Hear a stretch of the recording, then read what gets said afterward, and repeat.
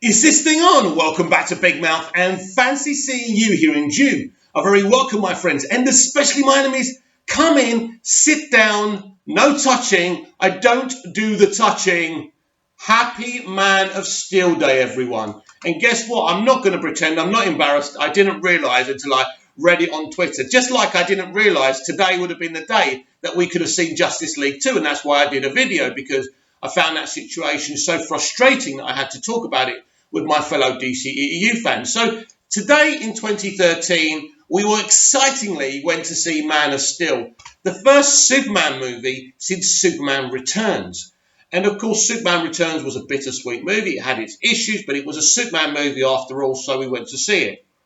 Man of Steel. I saw this film 3 times in cinemas. Now, if you don't know what cinema means, America, because you call it theatres, I went to the theatres to see this film 3 times. Once on my own, I dragged my sister kicking and screaming, and then I went with my friend. Now, my sister, who's not really that much into superheroes, loved this film. This is an amazing film. I actually remember watching the trailers and saying to my brother, oh my God, surely this film isn't going to be as good as it looks.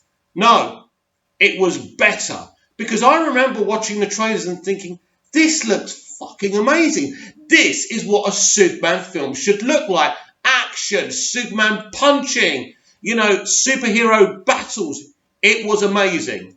After Superman Returns, people wanted more action. That's one thing for sure. And Zack Snyder gave that to us. But unfortunately, his critics said he gave us too much action. So they complained about Superman Returns having too little and Man of Steel having too much. You can't please them all, can you? But Man of Steel, which stars Henry Cavill, as the Man of Steel, Superman, Clark Kent, gives a fabulous performance. This is the first time I ever saw Henry in everything, and I was really impressed. He got himself fit. He looked great. He was big. That's how Superman should look. Absolutely amazing, So, I was so happy, really happy with the film. And then you get, let's look at the cast again. Amy Adams, who's always been one of my favourite actors, even before Man of Steel. Perfect for Lois Lane. No, she wasn't too old. She was perfect. Then we have Michael Shannon, for me, playing the best CBM villain of all time. Yes, better than Ledger's Joker, and I've said that a few times. Of course, I've done videos talking about Man of Steel. But I think we have to mark this day, and we have to talk about this film again. So Michael Shannon is amazing. He plays this guy who's not really a villain. He's more like he's this refugee from another planet, a criminal who wants to save his world, but he's a threat to the world, the planet Earth, humanity that he arrives in. And he's looking for Superman, aka Kal, as he calls him, because that's his name. Also, Man of Steel did a really interesting thing, because I always just thought it was Kal-El, but actually El is the surname, and they kind of taught us that. So some great comic book stuff as well, Easter eggy stuff. Kevin Costner and Diane Lane as Jonathan Kent and Martha Kent were absolutely amazing. I could watch Diane Lane as Martha Kent all day. Her performances in 3 times we've seen her have been marvellous. Even in Justice League, where they gave her shit to do. Shit. But she still pulls anything you give her. Lawrence Fishburne, what a great piece of casting. And then, of course, now, I said many years before Man of Steel that Russell Crowe would make an awesome Jor-El.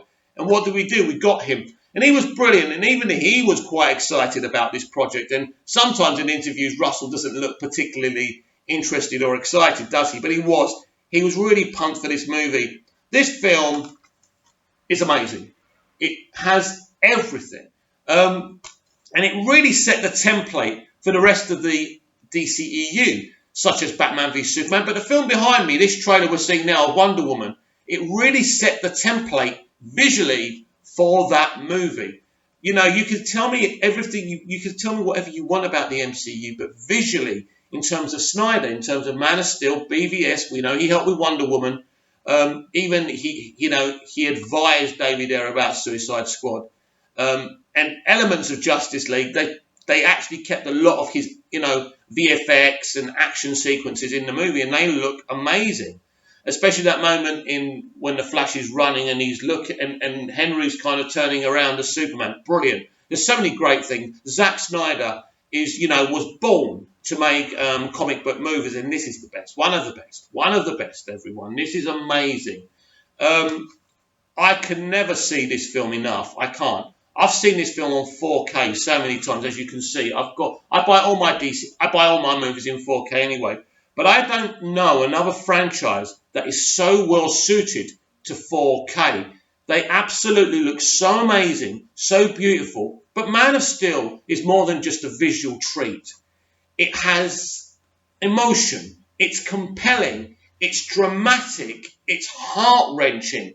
This film has everything. It's almost the perfect superhero movie for me.